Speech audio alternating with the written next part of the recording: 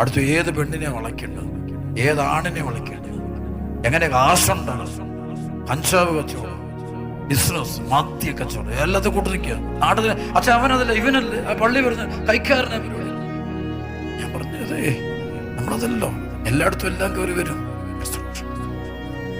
അത് ഈ എഫെസസ് 6:12 രൂപി എന്ന് വെച്ച വാക്കിനറിയും പലപ്പോഴും സ്വർഗീയ ഇടങ്ങളിൽ പ്രവർത്തിക്കുക തിന്മയിലിരിക്കും. അതായത് സ്വർഗീയ ഇടങ്ങളിൽ നിന്നുകൊണ്ട് തന്നെ, അതായത് ദേവാലയത്തിൽ വരികയും പള്ളിയിൽ പോവുകയും ബലിയർപ്പിക്കുകയും എല്ലാം ചെയ്യും, അതേസമയം തന്നെ 10 പ്രമാണവും ലംഘിക്കുകയും ചെയ്യും. ആ അത്തരം ആളുകളുടെ സ്പിരിറ്റാണ് ഈ എഫെസസ് 6:12 രൂപി. രണ്ടും ഒരുപോലെ ചെയ്യുന്നവർ. അവർ പള്ളിയിലെ എല്ലാ കാര്യങ്ങളും ചെയ്യും, അതുപോലെ തന്നെ എല്ലാ തെറ്റും ചെയ്യും. അതാണ് ഈ സ്വർഗീയ ഇടങ്ങളിൽ.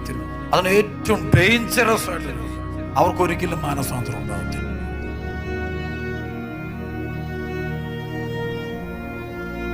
എല്ലാ പ്രാർത്ഥനയ്ക്കും കാണും, എല്ലാ തിന്മയ്ക്കും കൂട്ടും.